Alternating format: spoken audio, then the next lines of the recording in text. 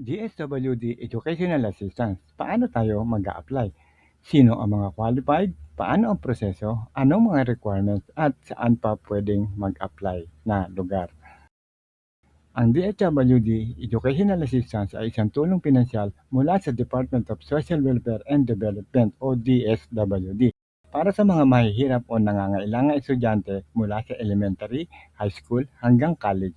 Kasama na rin dito ang vocational. Layunin nito na makatulong sa tuition fee, school supplies, projects at iba pang mga gastusin sa paaralan. Karaniwang ito ay binibigay sa ilalim ng Assistance to Individual in Crisis Situation o AICS ng DSWD. Sino mga pwede mag-apply? Una-una, mga estudyanteng kapos sa pinansyal o anak ng minimum wage earner, solo parent, OFW na nawala ng trabaho, kasali rin po sila dyan, o may emergency crisis, may proof of enrollment at certificate mula sa eskwelahan. Mga karaniwang requirements at maaaring iba-iba yan depende sa lugar nyo.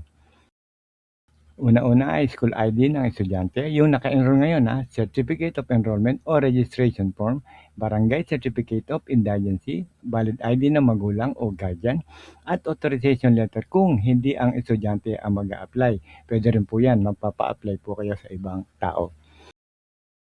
So, paano tayo mag-a-apply? Tuturo ko ngayon step by step.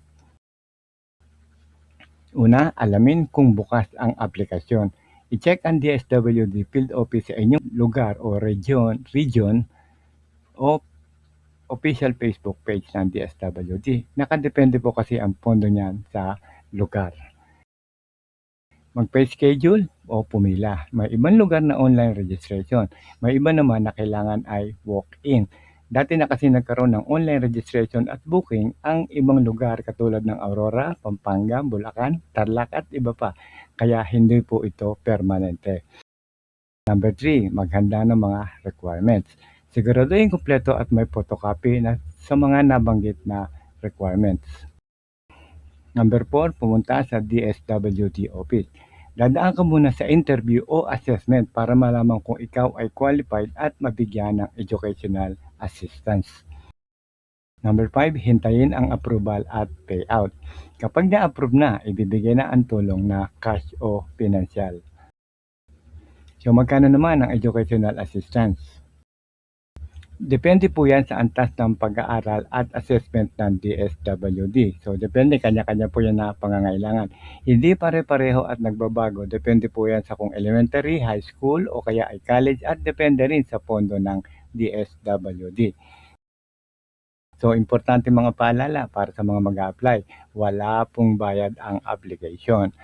Mag-ingat po kayo sa mga picture o mga fake post. Siguraduhin yung tama ang inyong binabasa. At laging i-verify sa official DSW page o website kung tama ang inyong impormasyon.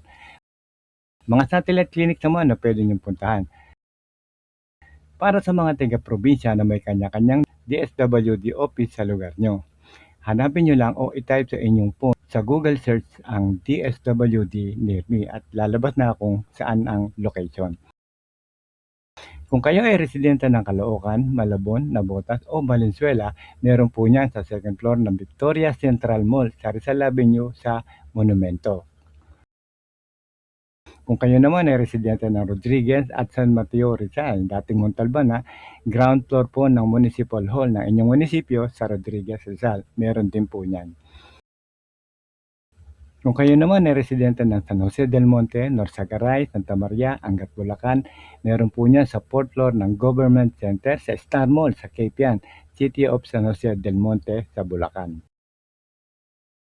Kung kayo naman ay residente ng Pasig, Marikina, Taguig at Pateros, meron din po niyan sa 2nd floor sa Liana Supermarket. Katabi po lang yan ng Pasig Public Market o Palengke. Diyan po yan sa Caroncio Avenue, Barangay Palatio, Pasig City.